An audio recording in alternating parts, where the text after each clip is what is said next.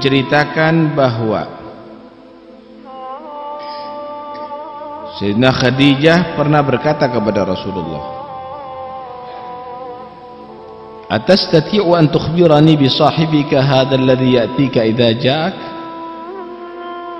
Wahai suamiku, apakah kamu dapat memberi kabar kepada aku tentang makhluk yang datang kepada kamu, yaitu Jibril? Ya, nanti kalau datang aku kasih tahu. Setelah kejadian itu ya, kejadian di Gua Hira, kemudian datang itu Jibril kepada Rasulullah, datang kepada Rasulullah sallallahu alaihi wasallam. Kata Nabi, "Khadijah, hada Jibril gaja'ani." Ini makhluk itu udah datang kepada aku. Nabi ketakutan karena khawatir yang datang itu adalah makhluk jin yang akan menjadikan dia sebagai kahin, sebagai dukun. Maka Siti Khadijah menyatakan, "Sekarang begini,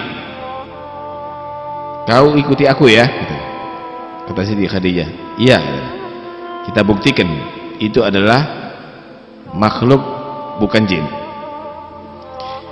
Duduk kamu di sebelahku, taruh di atas pahaku, kakimu kelihatan di sebelah kiri, kelihatan, pinggah sebelah kanan. Taruh pahamu ada di atas pahaku sebelah kanan, kelihatan, kelihatan. Lebih ke belakang, menempel kepada badanku sekarang, kelihatan, kelihatan. Udah kelihatan benar ya, dicopot apa namanya kerudungnya, kelihatan enggak?" Maka Siti Khadijah mengatakan, "Abshir, uthbut wa abshir, fa wallahi innahu la malakun ma hadha bisyaitan." Wahai suamiku, kamu harus tegar dan berbahagialah, itu adalah malaikat bukan jin, itu bukan syaitan. Kenapa? Karena Siti Khadijah tahu bahwa malaikat tidak dapat dilihat, tidak dapat dilihat ketika kepala perempuan dibuka, tidak pakai kerudung. Kalau jin ketok, setan tambah ketok.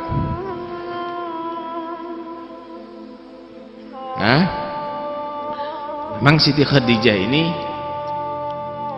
betul-betul perempuan yang sempurna, saudara. Bagaimana memberikan satu kekuatan batin kepada Rasulullah saat itu yang lagi Nabi mengalami yang belum pernah dialami oleh makhluk di zaman itu. Bisa bertemu dengan malaikat, dan malaikat Jibril waktu itu bertemu dalam bentuk aslinya, sehingga betul-betul kaget Nabi. Tapi bagaimana Siti Khadijah bisa meredakan?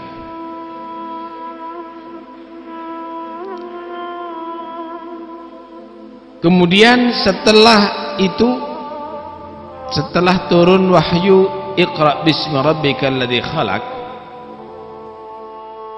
agak lama Jibril tidak nampak kepada Rasul sallallahu alaihi wasallam. Kenapa? Karena untuk memberikan jarak waktu kagetnya Nabi melihat Jibril tadi itu, supaya tidak sering begitu kaget Nabi sallallahu alaihi wasallam. Itu yang pertama. Yang kedua, setelah Nabi sallallahu alaihi wasallam bisa mulai mengendalikan diri, tentunya Nabi ingin dan rindu untuk kejadian itu kembali, bisa bertemu dengan malaikat Jibril. Agak lama, akhirnya Nabi sedih, ingin bertemu lagi dengan Jibril. Ada menyatakan fatratul wahyi itu 40 hari, ada menyatakan 15 hari, ada menyatakan 12 hari, ada menyatakan 3 hari. Malah di Fathul Bari terangkan bahwa Ibn Ishaq menyatakan 3 tahun. 3 tahun. Ada lagi yang berpendapat 2,5 tahun. Banyak di situ khilaf. Ketika lama Jibril tidak datang kepada Nabi, maka di situ Rasulullah SAW sering pergi ke Gua Hira lagi untuk melakukan tahannuts, ibadah atau khalwah, dengan harapan bertemu malaikat lagi dan turun wahyu kembali.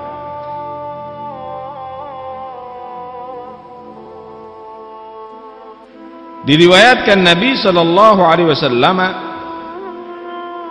berkata,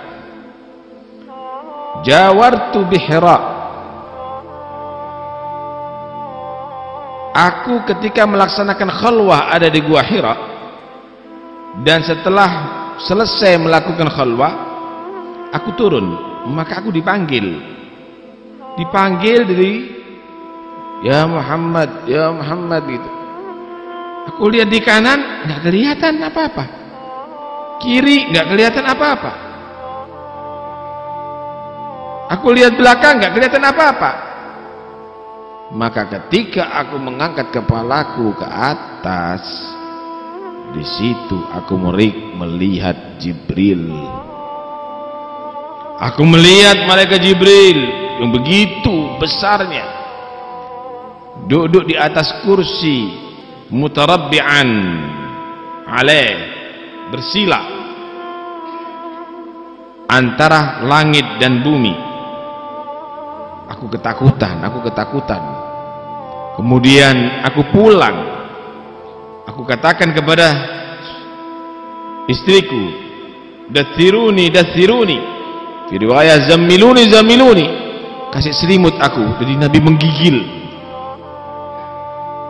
Nabi bukan menggigil, gemeteran. Kemudian dikasih selimut, kemudian dikompres dengan air dingin sama Siti Khadijah.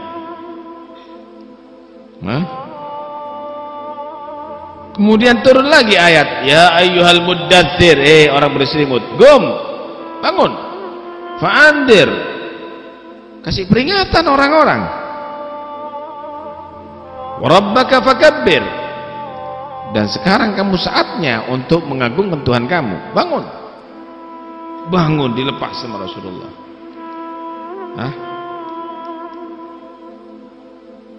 Timbul pertanyaan, kalau kita lihat ayat ini, ya ayyuhal muddatsir, orang yang berselimut, gum, bangunlah, fa'andir, beri kabar, beri peringatan kepada orang-orang, wa rabbaka fakabbir. Kok nggak ada absyir ya? Kok fa'andir aja? Beri peringatan orang-orang. Kok nggak ada beri kabar gembira orang-orang? Karena saat itu belum ada yang beriman. Orang-orang masih musyrikin. Karena itu Allah menyatakan gum fa'andir, bangun, kasih peringatan mereka itu yang syirik-syirik itu, yang menyembah kepada selain Allah.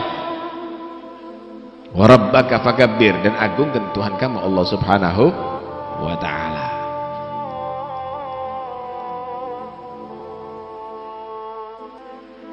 Diriwayatkan setelah itu Jibril tidak datang lagi selama 3 tahun. Itu yang disebut fatratul wahyi. Itu yang disebut fatratul wahyi.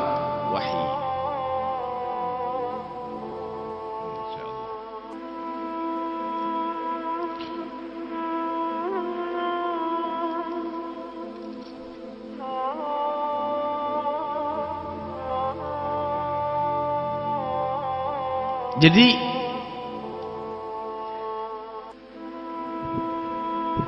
Siti Khadijah ini adalah sebenarnya contoh bagaimana menjadi istri tauladan. Istri tauladan itu yang bukan membuat galau suami, tapi istri tauladan itu adalah yang membuat tentrem suami, sehingga suami tadi itu akan menjadi bijaksana dan bisa melaksanakan tugas dengan baik. Lu repot lu kalau sudah justru permasalahannya, akar permasalahannya dari istri. Repot itu. Karena itu Nabi SAW betul-betul menghargai Siti Khadijah ini. Dan Siti Khadijah ini tidak pernah dilupakan oleh Rasulullah walaupun setelah wafat. Bonusnya, Nabi tidak kawin lagi selama masa hidupnya. Tidak ada rencana kawin Rasulullah. Kenapa? Cukup Siti Khadijah walaupun lebih tua daripada beliau sebagai istrinya, komplit. Bagaimana cara berbicara kepada suami, bagaimana cara menghibur suami, memotivasi suami, itulah Siti Khadijah. Belum pernah dia menghitung duitku, tapi semuanya untuk suami. Itu Siti Khadijah. Kalau sekarang kan enggak, utang, ditagih terus. Ya apa sih mas, kapan bayar? Ngeluh bojone.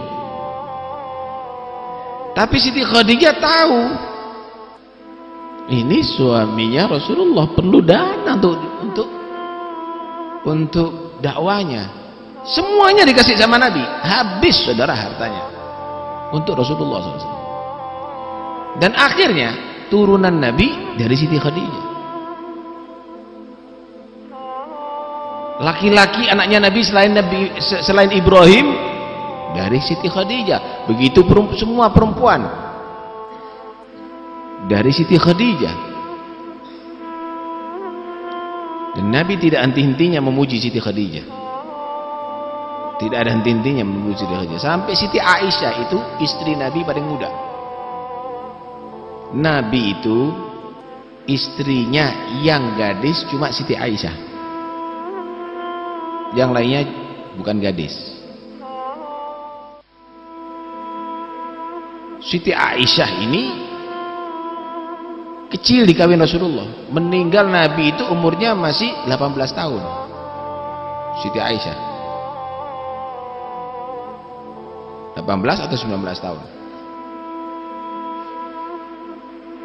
Siti Aisyah ini andai merayu Nabi. Tetapi Nabi SAW pernah kalau misalnya ada makanan atau motong kambing pasti pesen, Aisyah jangan lupa ya keluarganya Khadijah, temennya Khadijah kasih. Khadijah terus sampai Siti Aisyah cemburu. Orang cemburu, istri cemburu kepada suami jangan dinilai negatif aja. Kadang-kadang itu bukti cinta, tapi cemburu yang benar, bukan nuduh-nuduh. Siti Aisyah cemburu, datang, ya Rasulullah, qad abdalakallah ma huwa khairun minha. Ya Rasul, kan udah diganti yang lebih baik, yang masih muda, yang ada di samping anda sekarang. Loh, kata Nabi, nggak bisa. Aisyah, Khadijah itu begini, Khadijah itu begitu, Khadijah itu begini. Tambah panjang ceritanya Nabi muji Siti Khadijah. Sampai Siti Aisyah menyatakan, belum pernah aku ini cemburu dengan istri-istri Nabi padahal masih hidup, melebihi cemburuku kepada Siti Khadijah yang udah meninggal. Karena Nabi selalu menceritakan kebaikannya. Allahumma shalli alaihi. Hebat.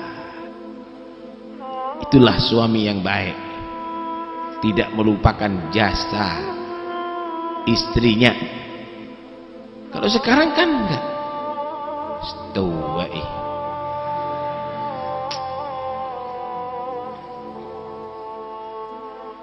ini udah masuk garasi nih, antik masuk museum. Kenapa? Dapat yang baru, yang lama nggak dipakai. Kenapa? Dapat yang baru, ini nggak boleh. Hah? Walan ta'dilu bainan nisa'i walau harastum fala tamilu kullal maili fatadaruha kal mu'allaqa. Memang kamu nggak bisa. Kalau melaksanakan adil zahir batin nggak bisa kepada istri. Nggak bisa. Umumnya orang senang dengan yang baru. Cuma jangan berarti yang udah lama seperti baju. Nggak, karena baju yang baru dipakai terus, yang lama digantung. Selamat tinggal. Nggak boleh begitu. Itulah Nabi SAW tidak pernah mengunggulkan yang baru istrinya, sekalipun yang paling muda, melebihi daripada Siti Khadijah yang paling berjasa kepada Rasulullah SAW. Suami yang menjadi tauladan dan Khadijah istri yang tauladan. Nggak pernah cekcok sama sekali. Kenapa? Siti Khadijah nggak pernah mengecewakan Nabi, tidak pernah membuat marah Nabi, tidak pernah membuat tersinggung Nabi. Masuk rumah disambut dengan senyuman, tutup metotok.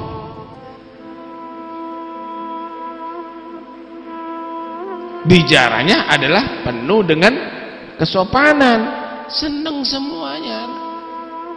Apalagi cara memotivasinya luar biasa Siti Khadijah, ngasih semangat luar biasa Siti Khadijah kepada Rasulullah Shallallahu Alaihi Wasallam. Ya Allah, luar biasa itu. Nah, karena itu Nabi Shallallahu Alaihi Wasallam sangat cinta kepada Siti Khadijah. Sangat cinta kepada Siti Khadijah, sampai Malaikat Jibril pun menyampaikan salam Tuhan kepada Siti Khadijah, dan udah disediakan rumah yang istimewa untuk Siti Khadijah ada di surga Allah Subhanahu wa taala. Artinya jaminan Siti Khadijah masuk surga. Kenapa? Tempatnya udah disediakan. Luar biasa.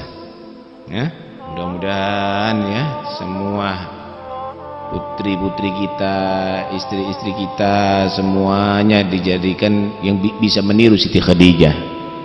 Ya, nikmat.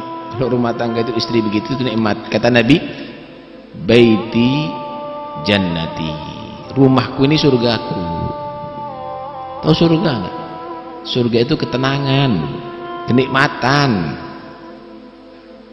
Bukan karena fisiknya yang bagus, bukan. Rumahnya Nabi fisiknya enggak, bukan mewah, enggak ada.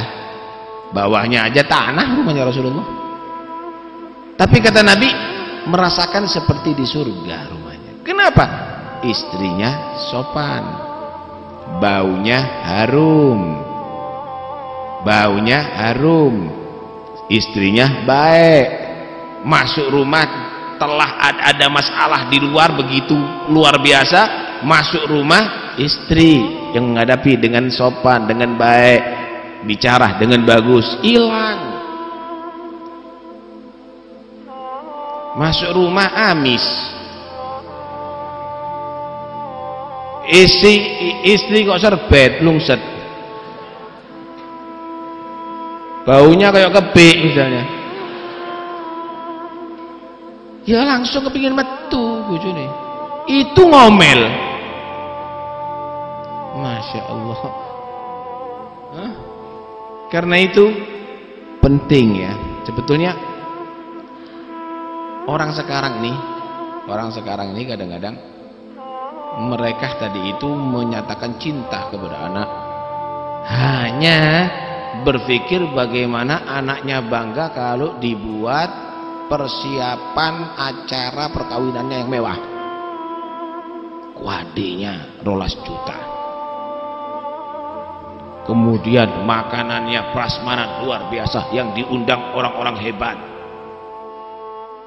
tukang paisnya wah sekian juta, itu bangga, undangannya 2000, ndok-ndokannya waduh macem-macem, sehingga dia bangga. Tuh bagaimana bapakmu ibumu memuliakanmu wahai anakku, tapi tidak dipersiapkan bagaimana dia menjadi istri idaman suami. Yang laki juga begitu, lamarannya Masya Allah, kalungnya seperti rantai, anting-antingnya seperti gembok, gelangnya seperti borgol, luar biasa, gede-gede emasnya, duitnya luar biasa.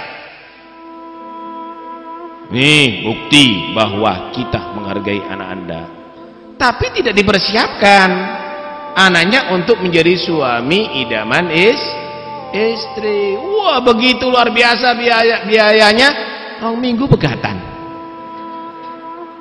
2 minggu cerai, 1 bulan cerai. Ini keliru, keliru saudara.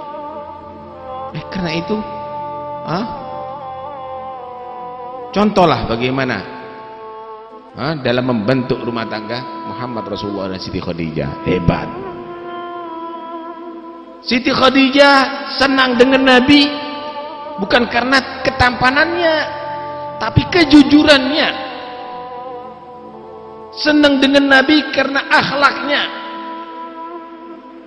Dan dia kaya raya, banyak yang minang saat itu, banyak yang minang saudara, pedagang sukses itu Siti Khadijah. Tapi yang dicari Nabi Muhammad, yang dia justru kulaan jadi penjual barangnya dia, dipinang Nabi Muhammad. Nabi Muhammad tidak melihat Siti Khadijah itu karena kecantikannya. Umurnya lebih tua dari Nabi dan sudah punya anak saudara. Tidak melihat karena hartanya, tapi ketulusannya. Nah, ketika sudah begitu cara kawinnya, Masya Allah, at-tayyibatu lit-tayyibin wat-tayyibuna lit-tayyibat. Persis Allah buat perempuan itu baik-baik, itu untuk menjadi jodoh laki-laki yang baik. Allah ciptakan laki-laki yang baik itu adalah untuk menjadi pasangan perempuan yang baik. Persis jadinya, luar biasa rumah tangganya, luar biasa rumah tangganya. Karena itu ketika Siti Khadijah meninggal, betul-betul susah Rasulullah. Sampai tahun itu disebut Amul Huzun, tahun kesedihan Nabi. Nampak sekali Nabi itu susah. Nabi betul-betul merasa kehilangan dengan Siti Khadijah. Masya Allah, luar biasa. Itu cinta yang didasari Allah, bukan cinta karena didasari syahwat atau emosional, bukan saudara. Kalau Anda melihat kecantikan, cantik luar biasa, Anda cintai karena cantik, besok kena stroke, buyar, hilang sudah. Kalau perempuan itu cinta kepada suaminya karena kekayaannya, besok bangkrut karena ditipu sama orang, hilang cintanya. Tapi tidak seperti Siti Khadijah Rasulullah. Setelah menjadi suami istri, bagaimana Siti Khadijah mengetahui suaminya ini adalah Rasulullah? Mengorbankan segala-galanya untuk Nabi Muhammad. Luar biasa. Karena itu, udahlah, jangan Anda pakai teori macam-macam untuk membentuk rumah tangga. Ikut rumah tangganya Nabi, pasti hebat, pasti luar biasa, pasti luar biasa. Masya Allah. Cerita ini juga menggambarkan kepada kita ya, bahwa nggak sama malaikat itu dengan jin. Karena itu jangan dikatakan orang kalau dia tadi itu dibantu sama jin itu adalah hebat. Jangan. Malaikat loh, itu kan nabi. Apakah manusia bisa dibantu dengan malaikat? Kenapa enggak? Bisa. Kalau Jibril kepada para anbiya, saudara. Tapi malaikat bisa membantu manusia. Nahnu awliya'ukum fil hayatid dunya wa fil akhirah. Malaikat itu siap membantu orang yang beriman dan istiqamah bertakwa kepada Allah di dunia maupun di akhirat. Banyak di antara mereka bertemu dengan malaikat. Bagaimana Imran bin Husain ketemu malaikat. Setiap hari malaikat memberikan salam kepada Imran bin Husain, seorang sahabat. Banyak saudara, cerita-cerita begitu banyak. Siti Fatimah bagaimana bertemu malaikat Israel ketika masuk ingin mencabut nyawa Rasulullah, berziarah kepada Nabi. Ya tidak dalam bentuk aslinya, mungkin bentuk manusia atau yang lainnya. Banyak saudara. Karena itu jangan suudzon sama siapapun. Mungkin di hadapan kamu ada para malaikat Allah yang kamu tidak mengetahuinya. Kan ada cerita itu di hadis yang sahih. Cerita ada orang buta, ada orang belang, ada orang botak. Kemudian didatangi malaikat. Yang belang minta supaya kulitnya bagus, halus, sehingga tidak dihinakan sama orang. Yang botak pingin rambutnya bagus sehingga tidak diejek sama orang. Yang buta pingin dapat melihat. Kemudian yang satu pingin dia miara sapi, yang satu unta, yang satu kambing. Didoakan semuanya. Kemudian setelah itu didatangi malaikat lagi dalam bentuk mereka seperti dulu. Ada yang buta, ada yang belang, ada yang botak. Minta, kasih ono aku minta satu sapinya. Jauh sapi. Ini setelah kaya. Bukan minta 10.000, 20.000, minta satu sapi. Kamu gak tahu kerja bagaimana beratnya kerja. Yang satu minta unta, ada yang minta unta, ada yang minta kambing. Kamu gak tahu kerja, kata yang punya sapi sama unta. Ini gua harus kerja keras. Enak aja minta satu. Loh, kamu gak inget dulu ya? Kamu kan botak dulu, seperti aku.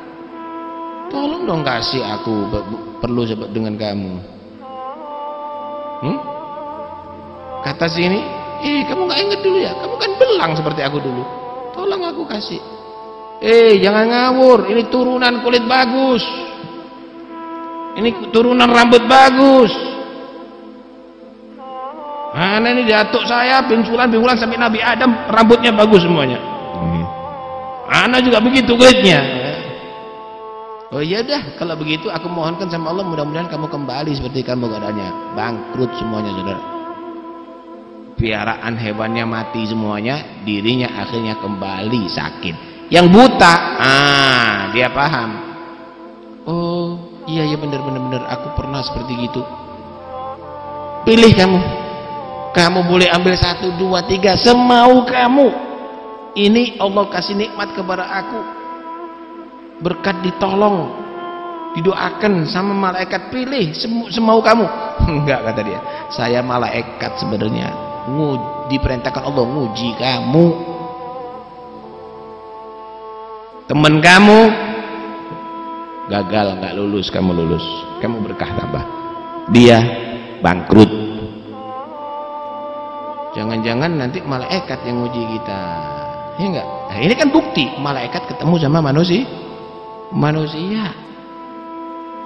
Nah, karena itu nggak usahlah minta pertolongan sama jin. Ada apa ini? Allah yahdik, minta pertolongan sama jin.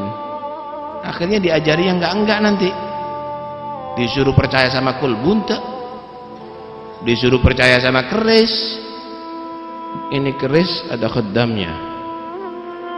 Ini kalau dimandikan apa namanya air kembang, nanti akan khaddamnya akan muncul dan akan membuat rumah tangga Anda itu, dan ini keris ditusi kembang. Bojo ini tidak tahu adus. Nggak usah percaya gitu-gitulah. Nggak usah percaya gitu-gitu. Akhirnya Anda bukan memuja Nabi Muhammad, memuja keris. Anda bukan memuliakan Al-Quran, memuliakan kulbunte, watu kuning, besi kuning atau yang lainnya. Nggak usah. Ya? Muliakan itu Al-Quranul Karim.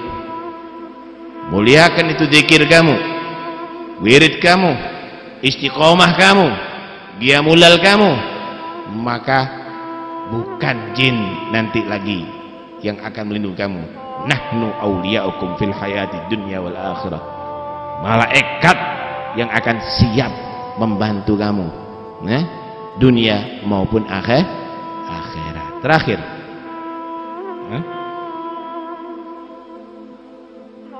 bagaimana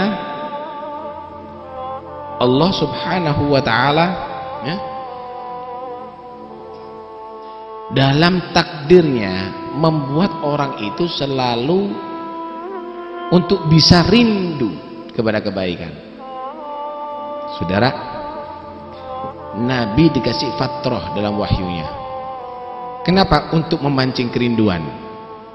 Orang tuh kadang-kadang kalau nggak sering ketemu cepat rindu, tapi kalau sering ketemu kadang-kadang kurang menghargai. Tak kasih gambaran, Anda di Indonesia jarang ketemu Ka'bah tapi sering rindu. Tapi yang ada di sana yang sering lihat Ka'bah kadang-kadang nggak rindu.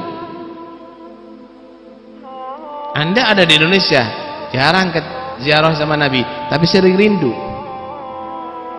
Tapi yang berdekatan kadang-kadang kurang ziarah sama Nabi.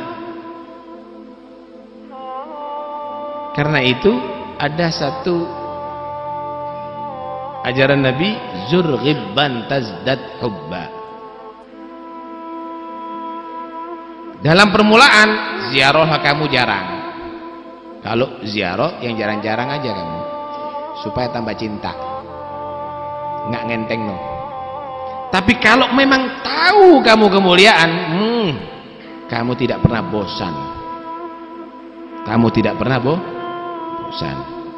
Contoh, sering ketemu sama ustadznya, bosan.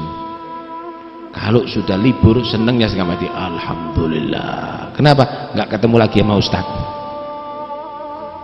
Tapi kalau tahu nilainya ustadz, eman libur. Kenapa? Jauh dari ustadz. Nah ini kalau sudah orang yang sampai dengan nihaya, yang sudah tahu bagaimana kemuliaan Nabi, kemuliaan Al-Quran, kemuliaan lainnya, tidak ada bosannya. Tapi kalau memang dalam permulaan, ya memang perlu ada fatrah untuk supaya izdiad disyauq, supaya ada istizad disyauq, untuk ada usaha nambahi kemantapan dalam kerinduan dan harapan. Nah, mudah-mudahan insyaallah kita semuanya semakin cinta kepada Nabi, ya, semakin cinta kepada Islam, semakin cinta kepada agama Allah. Amin Allahumma amin.